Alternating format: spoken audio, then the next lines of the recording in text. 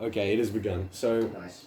I was trying to explain, right, to our mother this concept of like, nothing in the universe is wrong. That like in that the universe. First of all, there's a few things here, the contextual things, determinism, Yep. and a little bit of sort of Buddhism and Eastern meditation in that your emotions don't mean anything here. Like, you know what I mean? Yeah, Like, in reality, like, practically, your emotions are just not... They don't come in, you know? They only affect... Well, people feel like their emotions are what affect their decision-making and shit. But really, it's like, it's not. It's other, like, core fundamental things that are running in the background that are really making your decisions for you.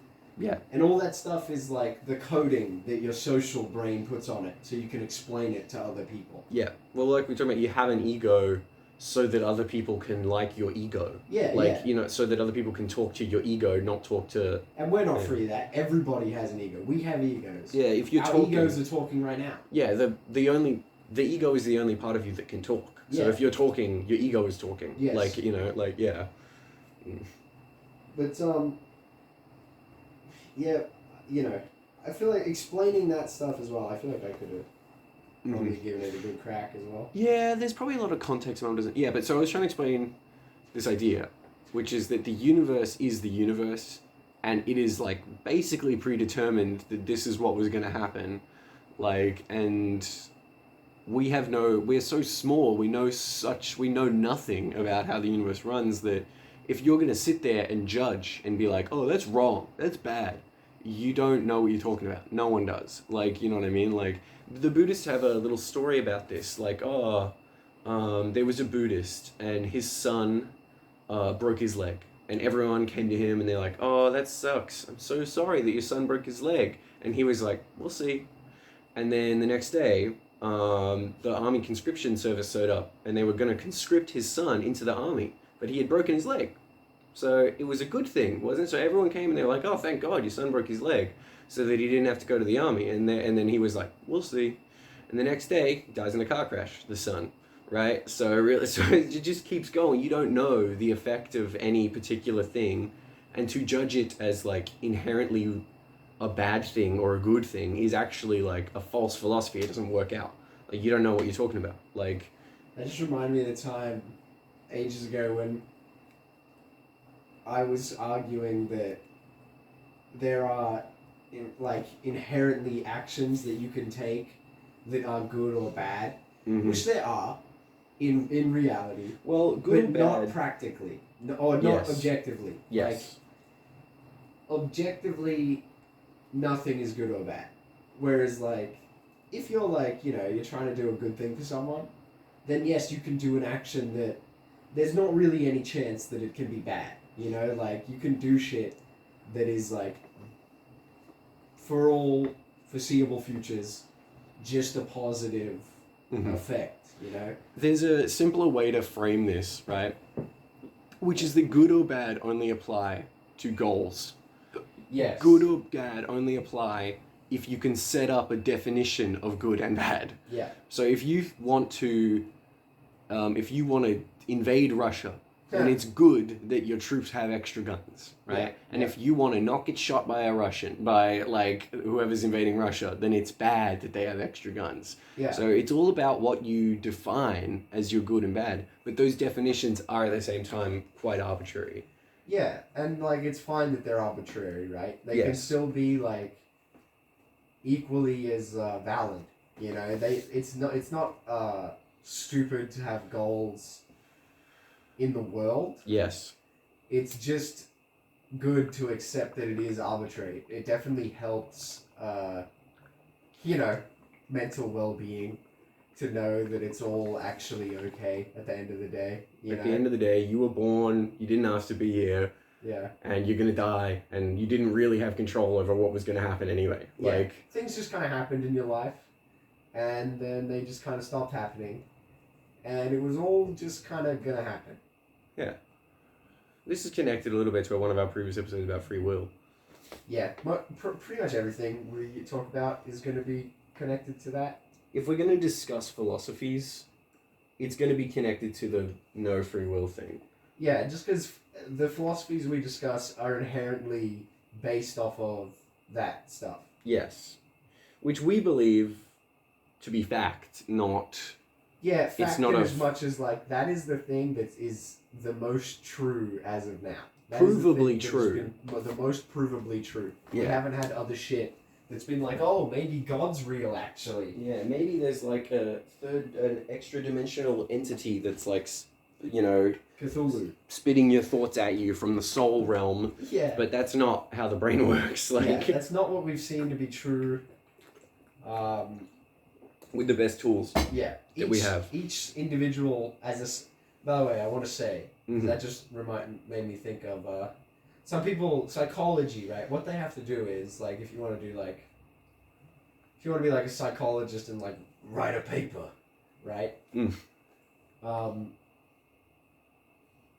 If it's anything to do with, like, shit that's subjective to people, mm-hmm. like, all of psychology is subjective, you know? Yeah. We've never had an objective human who's been like, yes, my monkey brain, let me decipher it for you.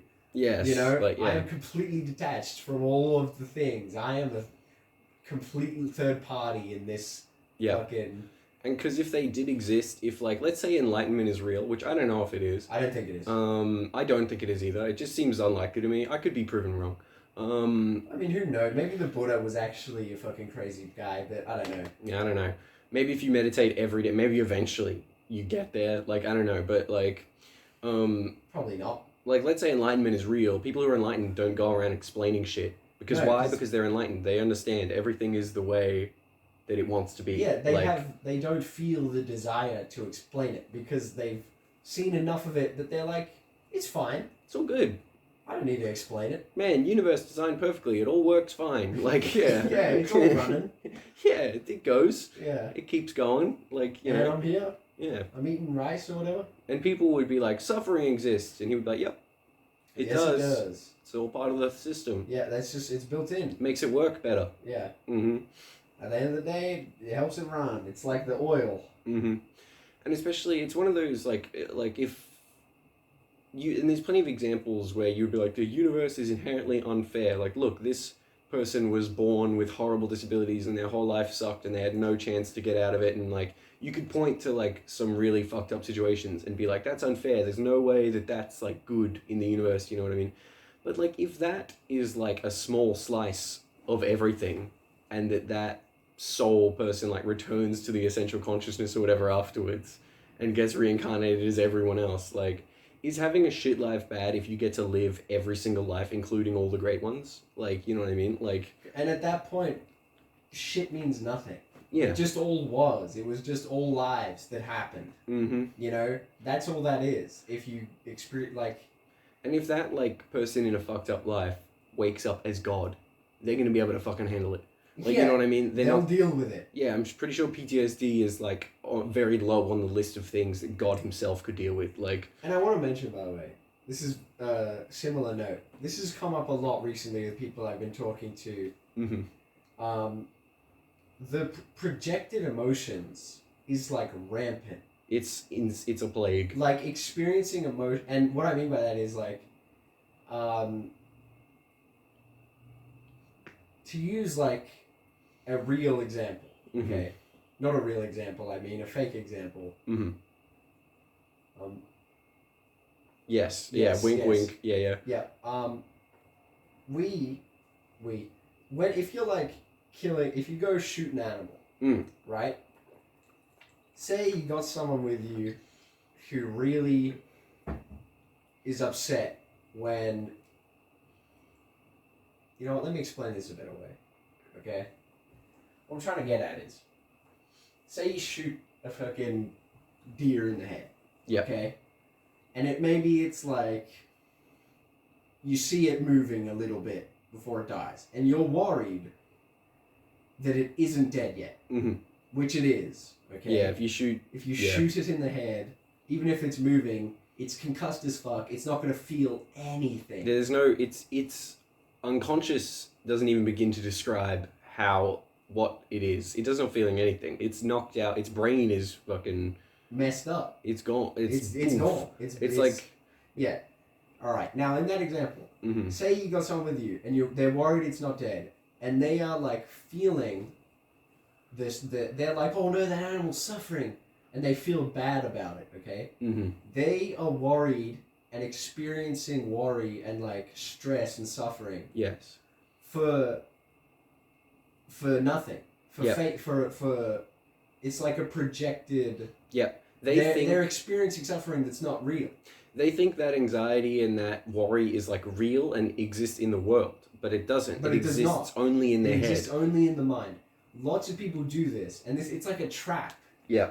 Like, don't go in for that. That's not true. Yeah. Like, really, the more you understand about reality, the more you should be able to get out of that. Yeah. Because experienced emotion versus projected and then experienced emotion, mm-hmm. it is very different. Yeah. Like, and I think it really does matter. You've got to think like real practically about like the emotions things experience and how that can affect you. Yeah. Well, like there's a great quote by I think it's the Dalai Lama. The wise Guru Lahima. The wise Airbending Guru Lahima. Fucking that's gonna be anyone who gets that reference, you're a Chad. You might be the fan. If you got that reference, you may be the fan. All right, that's a strong indicator that you're the fan. There's a quote by the great airbending guru Lahima by a Buddhist, right? And he's talking about he might not have been a Buddhist. He's an Eastern tradition guy, and he's talking. The quote is right: if the world, if it's going to be a utopia, if humanity is going to have a beautiful existence and we're going to conquer all our victories and we're going to have like an amazing run, if humanity is going to live and everything's going to be fine and great, then your job is to chill out and enjoy yourself. And if humanity is going to get nuked to death in 10 minutes, then your job is chill out and enjoy yourself. The context doesn't actually change the smart thing to do. Yeah. Like, and I want to say, with the chill out and enjoy yourself, that doesn't mean like if you like killing people. Yeah, that doesn't mean like you should run around and stab people. Go do heroin until you overdose. No. Like that means like make peace with the world. Yeah. And accept what is going to happen. Yeah, because that guy's version of enjoying yourself and being happy, he means like actually getting spiritually well and like learning a good philosophy and examining your own thoughts and meditating and like all that being stuff. mindful. Yeah. Which I don't know. This fucking podcast is basically going to be like two Australian boys trying to like explain Buddhism and physics, like psychology, chuck in some biology, some memes. Yeah, like this and is maybe like you got a stew going. You got a stew, like fucking. There's obviously like my point being that these ideas are not original. This is not like. Oh no, we are not like coming up with any of this. Yeah, we are like we've learned this. We've like figured this out. And then figured out other people have figured it out, and we're just trying to like talk about it because it's not present enough. It's really not spoken about openly in society because I think most people like us who would notice these things, who know these things, are like, oh fuck, what am I gonna do? Like, you know what I mean? Like, you can't explain this to people. You wouldn't have been able to explain it to me a year ago or whatever. Like, you know what I mean? Like, yeah, because you have to be in like, you've kind of got to prep your own mind for this stuff. Yeah. Other people, they can help as much as they can, but at the end of the day, it is on the individual to get this way. You know? That's a quote about Buddha, and Duncan Trussell and a few people will talk about that a lot. Like, no one can do it for you. Like, yeah, exactly. You're getting mentally healthy is not something you can like.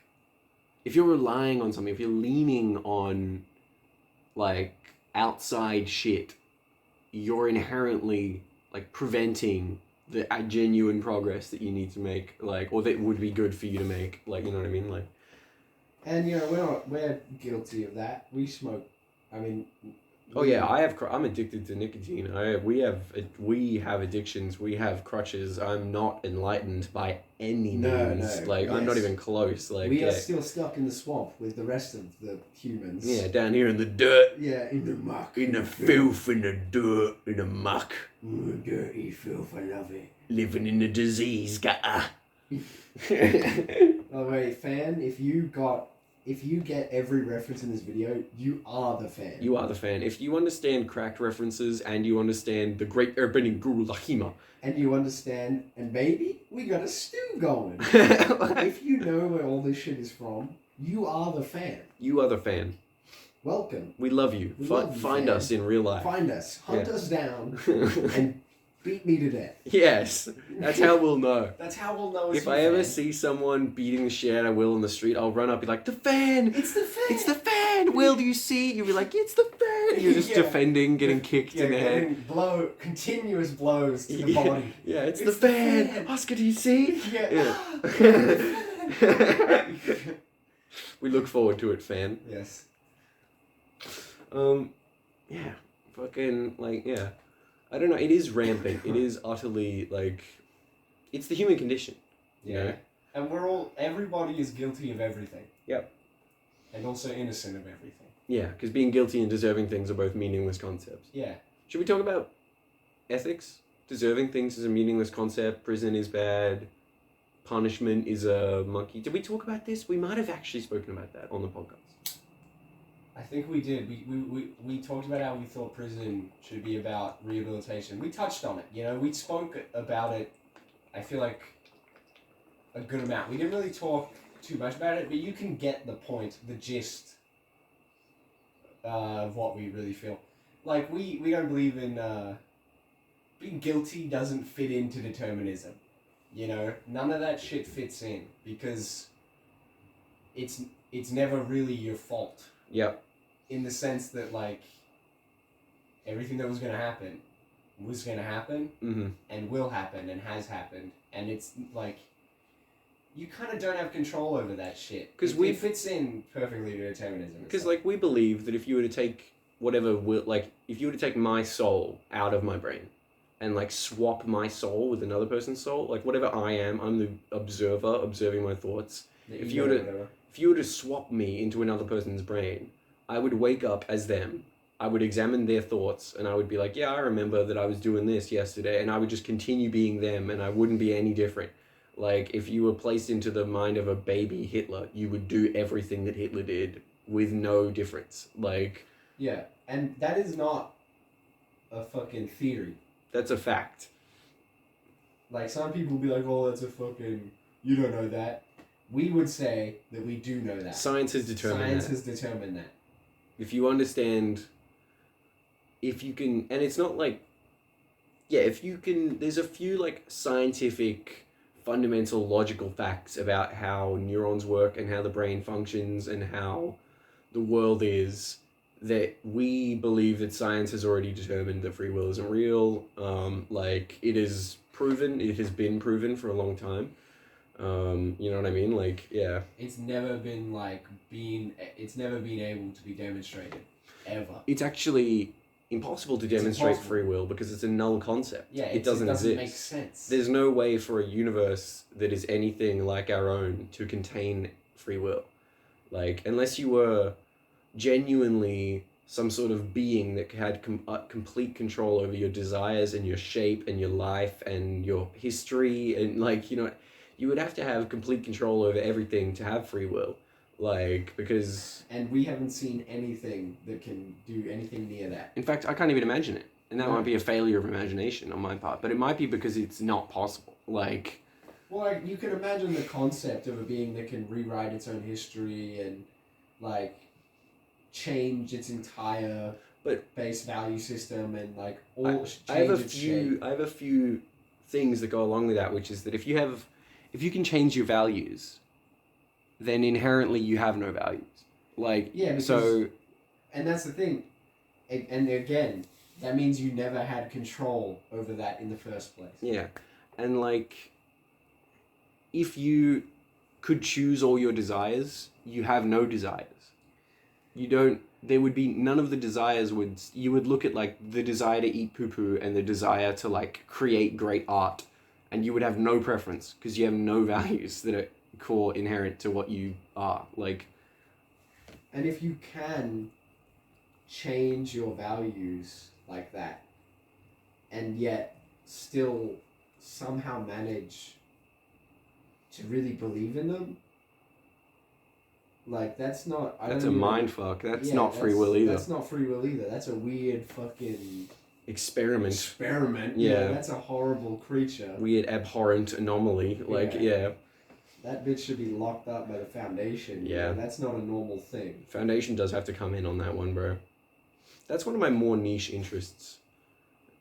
Hey, we got to keep it low key so the fan can figure it out on his own. That's true, I suppose. But I feel like for everyone else, they deserve some context, right? Yeah, fan, close your ears. Yeah, close your ears. You'll be tainted. SCP Foundation, you may have heard of it. It stands for Special Containment Procedures. It's a website. For Secure, Contain, Protect, and a couple other things. Secure, Contain, Protect is the motto, and Special Containment Procedures is another one. Special Containment Procedures is the name of the document type. So if you read an SCP file, you're reading the Special Containment Procedure file, right? Yeah. And they're just called the Foundation. The name of the thing is just the Foundation. Yeah, it's a website. It formed ages ago based off like a meme. There was a scary picture and people wrote like a little file underneath it and people thought it was like a cool writing concept. So they invented a forum where people could upload their own SCP files with their own stories, and it was quality controlled. So it's based on a voting system and a few different things where there's like now I think 6 or 7 or 8,000 SCPs on the website that change regularly, and they're all quality controlled to be they're the top 8,000. They're the 8,000 best SCPs. Yeah. Like. And it's not like they're all change ready. Like there are ones that will be there forever. Yep. And have been there for since like the start. Yeah, well, like a 682, the Unkillable Lizard, or you could go the original, the 173. Yeah, 173. The concrete statue. The concrete statue. There's also SCP-1000, the Bigfoot. So there's certain things that will never change. Yeah. But yeah, but I believe, to give this is probably really boring if you don't know what the SCP Foundation is. I believe that it is the best modern writing that exists. Like some of the best, most artistic, poetic, high concept sci-fi has been written on the SCP website and is there to be viewed.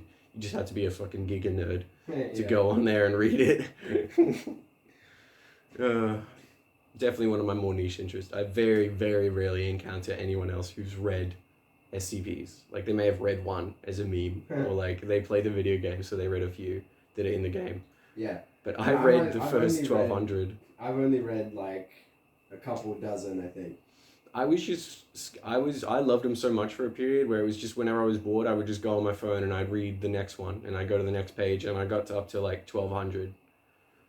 So I've read like well over 1,000 SCPs. Like, just because I really like it. Like, I wonder if you could apply to be a moderator or something on the website. I probably could. That would be cool.